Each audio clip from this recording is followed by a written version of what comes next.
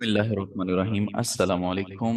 Layout में से इस वीडियो में हम देखेंगे इंडेंट एंड स्पेसिंग को। जब आप चाहते हैं कि कोई स्पेसिफिक पैराग्राफ या कोई स्पेसिफिक प्लेस जहां से आप मार्जिन ऐड करना चाहते हैं, तो आप फिर क्या करते हैं, इंडेंट करते हैं। ठीक है, यानी कि फॉर एग्जांपल मैं कहता हूँ कि ये वाला जो मेरा पैराग्राफ है जहां पर मेरा अभी कर्सर है, ठीक है, लेफ्ट से इसका मार्जिन मैं मजीद ऐड करना चाहता हूँ। तो आप ना देखें कि बाकी पूरा पेज, अगर आप पूरे पेज का मार्जिन चेंज करना चाहते हैं फिर तो आप मार्जिन ये वाला ऑप्शन यूज करते हैं ना, ये वाली कमांड। लेकिन अगर आप सिर्फ इस पैराग्राफ के लिए करना चाहते हैं तो आप लेफ्ट से ऐसे, मैंने इंसर्ट कर दिया, काम करना हो तो नीचे ड्रॉप डाउन आइकन, ठीक है। और देखें, अब अगर इसको बाहर भी निकालना है ना, मार्जिन कम करना है इस पैराग्राफ के लिए, तो आप ये वाला ऑप्शन यूज कर सकते हैं। ठीक है, और इसी तरह से राइट से भी, ठीक है, राइट से देखें ये कम होता जा रहा है।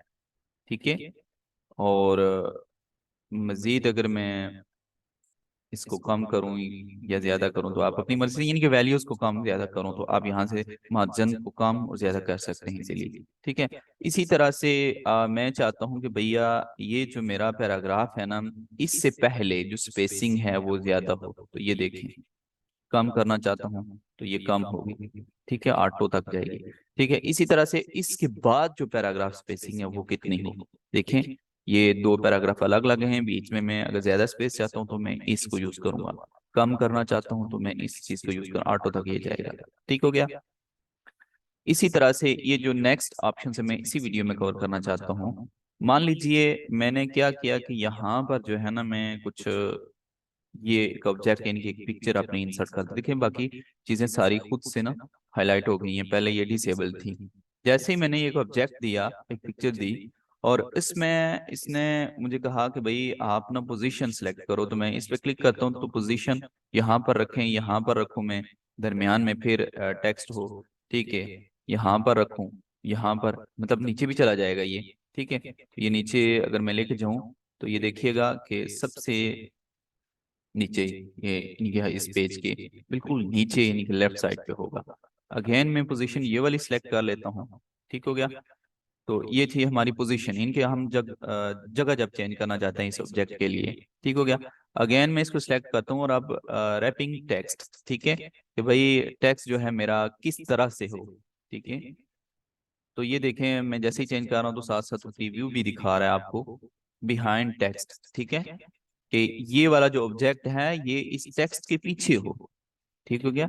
In front of text, behind text, in front of text. ठीक है, तो आप अपनी मर्जी से जो है ना, जो भी आपको चाहिए आप यहाँ से सेट कर सकते हैं। इसी यहाँ से अगर मैं क्लिक करता हूँ तो कोई भी, जैसे फॉर एग्जांपल मेरे पास मल्टीपल जब ऑब्जेक्ट्स होते हैं, ठीक है, तो हम क्या करते हैं कि इसको ना, हम हमें कोई चीज़ फ्रंट पे भेजनी होती है, कोई चीज़ हमें बैक में भेजनी पड़ती है। जैसे कि अगर मैं जल्दी से ऐसा करता हूँ कि जस्ट ना कुछ शेप्स में इंसर्ट कर लेता हूँ, जैसे कि ये देखिए, अब मैं चाहता हूँ कि ये वाली जो है, ये वाली आपके सामने शेप, ये क्या हो कि ये जो है ना ये बैक जाए, तो फिर मैं ना यहाँ लेआउट से राइट क्लिक करके भी आप देख सकते हैं कि यहाँ पर भी है। ठीक है, तो यहाँ से आप ऐसा कर सकते हैं इस ऑप्शन को, ठीक है, सेंड टू बैक, ये देखिए इस तरह से यूज किया। और अगर मैं चाहता हूँ कि भाई टेक्स्ट से भी पीछे हो तो फिर ये वाला। ठीक है, इसी तरह से मैं वापस इसको फ्रंट पे लाना चाहता हूँ तो ये वाला ऑप्शन। ठीक हो गया, bring in front of text. ठीक है, ये वाली चीज। तो मतलब एक शेप को दूसरी शेप के पीछे छुपाना, आगे करना, टेक्स्ट को आगे रखना, टेक्स्ट को पीछे रखना, ये यहाँ से ब्रिंग फॉरवर्ड वाले ऑप्शंस को भी यूज कर सकते हैं आप। ठीक है, ब्रिंग टू फ्रंट वाले ऑप्शन को भी यूज कर सकते हैं आप। ठीक है, अपनी मर्जी से, क्योंकि अब मैंने जो चीज सेलेक्ट की होती है ना ये उसके अकॉर्डिंग करता है। ठीक है, इसी तरह से सिलेक्शन पेन है, यानी कि जब आपके पास बहुत ज्यादा शेप्स होती हैं और आप देखें, अगर मैं किसी, अगर ये पीछे होती इससे तो ये छोटी है और ये वाली बड़ी है, ये वाली, तो ये इसने तो आगे जाना था। जैसे मैं अभी आपको करके भी दिखाता हूँ कि अगर इसको मैं सेंड टू बैक कर देता हूँ, ठीक है।